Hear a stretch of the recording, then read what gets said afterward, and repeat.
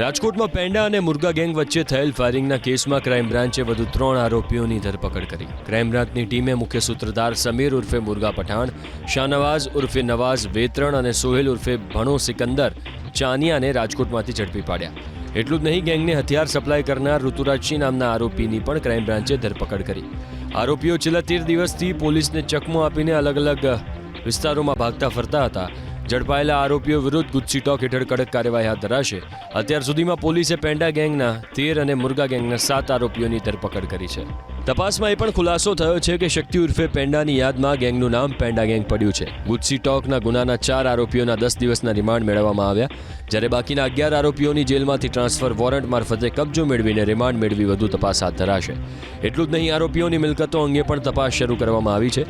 તપાસ બાદ આરોપીઓની જો કોઈ ગેરકાયદે મિલકત જણાશે તો તેને તોડી પાડવાની પણ કાર્યવાહી કરવામાં આવશે.